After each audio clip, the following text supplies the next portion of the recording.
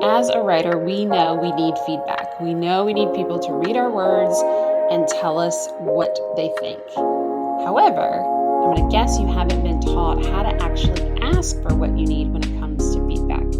In today's episode, I'm going to share 4 simple but really powerful techniques that are going to allow you to ask for specific types of responses based on what you need on your writing journey. I'm super excited you're here, so let's jump right in. Hello and welcome to another episode of The Written Compass.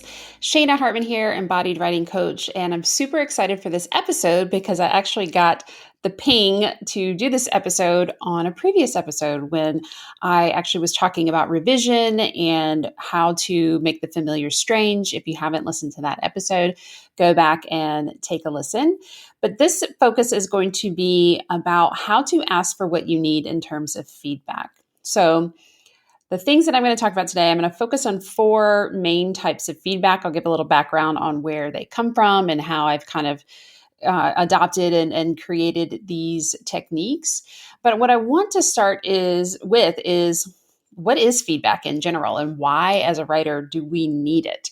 So when we are on our journey to write our book, and a lot of the clients that I work with, they are absolutely stepping into a container of support with me so that they can get feedback. There are actually a lot of writers who have put their books out there. Most of my clients self-publish, and they haven't really received a lot of feedback, or they've just gone to an editor. And sometimes an editor will give you what I call reader response type of feedback, which is kind of responding as a reader might who is reading your work. But a lot of times it's about fixing, about correcting. So journey back with me, think for a moment to a time where you first started to receive feedback on your work. This is probably going to conjure up a school memory. Maybe as a business owner, thought leader, service provider, you may get feedback on things now. But a lot of times this conjures up a memory from education. And when you got the feedback, right, you submitted something, maybe something that had writing on it, and then you were waiting to get that paper, that assignment, whatever it may be, to get it back. What's the first thing that you did? Well, if you are like most of us, you probably looked at the grade, right? So right there, we have a pattern where we've synced up feedback to being assessed, to being rated, to being graded. And I'm not going to go into it in this episode, but I know most of us have some kinds of feelings, often very deep and intense feelings around grading and around our grades, whether we were straight A students, whether we were somewhere in between, whether we had failing grades. There's a lot of baggage there. So I just want to point that out because when we talk about feedback, that's going to show up for you.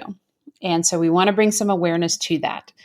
So when we approach feedback, we often are reverting back to how we were taught or how we were shown what feedback gets to look like.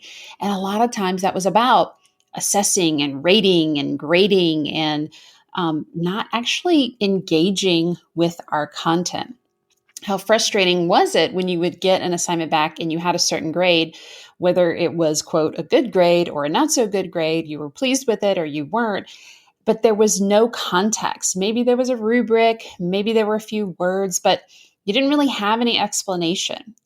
And then also you probably have had the experience where I know I remember back to my senior AP English teacher, part of the motivation for me becoming an English teacher was the bloody red ink on the paper, right? And just so much content or commentary and things X'd out and corrections that your head just spun and you didn't know which way to go. And very few times, I'm guessing, were you even given the opportunity to make corrections for that particular assignment, to do any kind of revision, to get any kind of additional support. It was like, here's your feedback, and we're on to the next thing.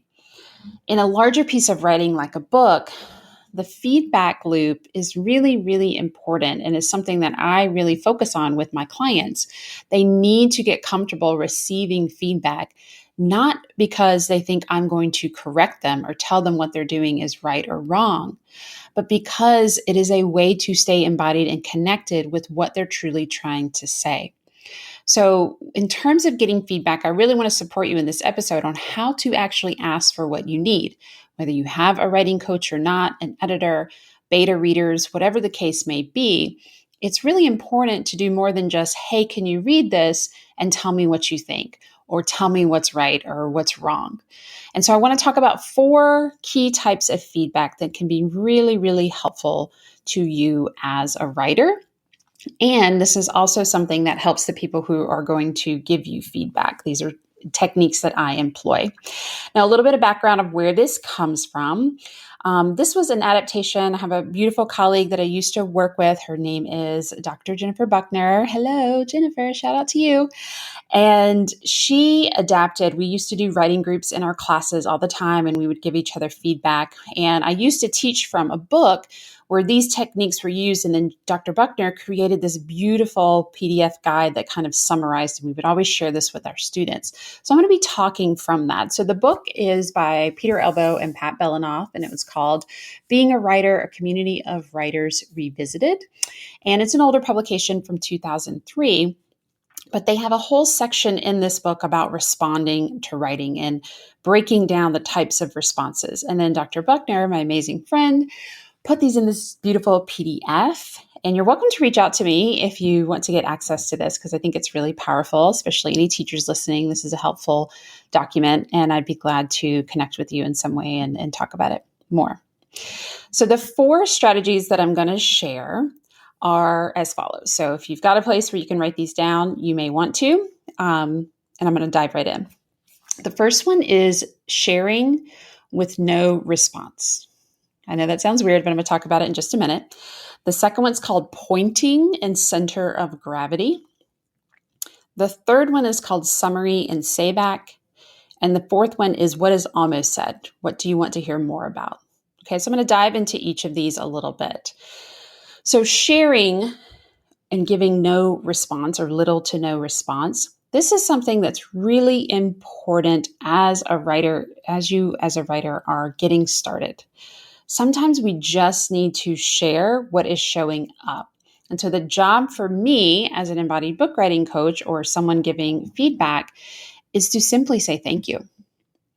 Not to say what is right or wrong, not to say, here's what I'm thinking, here's where you need to go next. It really is about affirming the writer and just the fact that they're getting words down and starting.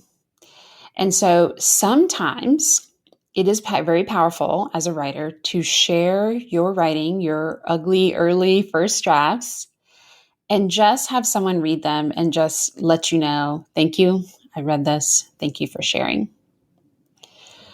And so what the power of this, again, is just getting yourself in the habit of sharing first. And then second, it's just acknowledging that someone gave you the gift of their words and you're receiving for that. And hence the thank you. I'm going to guess that one's going to be a little weird for some of you, and that's okay. So you might want to skip that one and head on to the second one. But I would be remiss if I didn't say the power of thank you when someone shares their words with you is quite amazing. So I highly recommend it. The next one is called pointing or center of gravity. So this is where we are trying to share with the writer what is landing with us. I kind of tell my writers a lot. You'll hear me say, I use Voxer, which is a walkie-talkie app, and I'll just go, yes. And this is a moment where something I'm reading that they have written in their work, in their book, is really landing with me. So I'm trying to, anytime I hear words, phrases, paragraphs that are just memorable, that just catch me in a certain way as the reader, I try to point to that. And if there's moments where I really feel like a bundle of excitement or just a really, wow, this seems really important in what you've written so far, I want to share that too, because that is what might be called their center of gravity. This is sometimes what I call a so what. It could be a story. It could be an analogy they're using. It could be a strategy that they're sharing that they use with their own clients. Again, a lot of the people I work with are business owners and heart-centered and mission-driven. And so I really want to show them this is the center here. This is the center of gravity for this chapter or maybe even the entire book, because then we start to develop this beautiful framework. And the more we can point and the more we can see those centers of gravity and get that kind of feedback, then the more we're going to know we want to do that over and over and over again. Keep that vibe going throughout the rest of the writing. So pointing and center of gravity can really help you get direction. So asking someone, what is landing with you? Where do you see me really like finding my center or finding my so what can be really powerful types of feedback. The third one, summary and sayback, is really nice because you get to hear, it's like a mirror. You get to hear your words in another person's way of expressing them, whether out loud or in written feedback. And so this is where we like to say, okay, here's like a one sentence summary. Here's what I hear you saying. Or it seems like this is what you mean here. Is that accurate? Right? Or are you saying? So it's a combination of summarizing. Here's what it seems to be. Here's what I'm understanding. This is the message I'm receiving. And then saying it back is another form of like active listening, allows us to then kind of pose it as a question. Like, do you mean this? Is this how you're trying to present this information or this idea? And that gives the writer an opportunity to go, no, what I meant was, and then they have a revision strategy, right? They have a pathway to make a change. So summary and sayback is the third one. The fourth one is really powerful as well. And it's called, what is almost said? What do you want to hear more about? So sometimes when we're writing, it takes us a little bit of time, kind of like when you're on your run. If I used to be a really long distance runner, I used to run half marathons. That first mile was always like the giddy up and go, right? I needed to warm the muscles. And then I started to hit my stride, started to get comfortable, started to, get all the collywobs, as my good friend and fellow writing coach, Cindy Urbanski says, shake all those out. And so sometimes writers don't get to what they really want to say until they've been writing a little bit. So it's really helpful to get feedback on what might not have been said yet. And what do you want to hear more about? This is going to tell you as the writer, where you need to go deeper, right? Or maybe where the writer you've assumed something that the reader actually needs in words. Right? This might be a jump in the story, or this might be an explanation of a strategy or a tool. And you almost said the full explanation, but you didn't quite. So it's great to get that kind of feedback to see what might be missing. And there, you can go back and write some of that in. The what do you want to hear more about, kind of like the center of gravity, tells you what the reader wants more of, gives that kind of feedback to say, I really want to hear more about this, rather than like, you should do this, right? Here's what I'd love to hear more about. I'd love to hear more about that story where you were in a big transition in your life so that I can understand how these reflective tools supported you, so on and so forth, right? So this is a good strategy that when you get this kind of feedback, it helps you see where the gaps are. It helps you see what you want to go into more details about. And it also helps you know like what to potentially do more of. So I am curious, which of these are resonating with you the most? Again, the sharing, no response, just a thank you, pointing and center of gravity, summary and sayback, and what is almost said, what do you want to hear more about?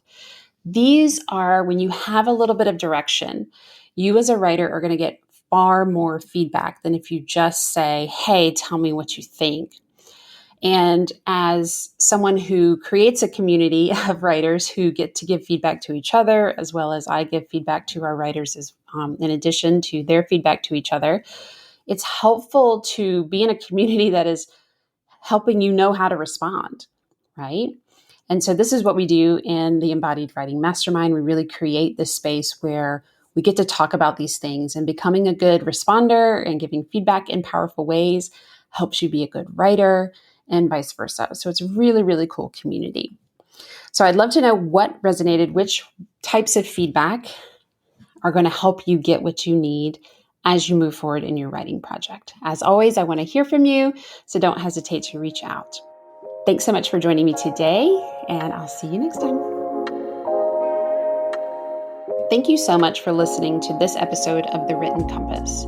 If you are enjoying this content, do me a favor and go and review the podcast. This allows me to share and get these messages out to the people who really need them, who we want to read their books in the future. You can also go and share your thoughts and tag me at Shayna Hartman _ on Instagram. Again, this is just a way for us to get connected and share the writing love. And if you know that you are ready to write your book, that message that's been burning inside of you for a long time, then I want to talk to you. My team and I want to talk to you. Head on over to shaynahartman.com and click Work with Us. From there, you'll see an application to explore and see if writing your book is your next best step.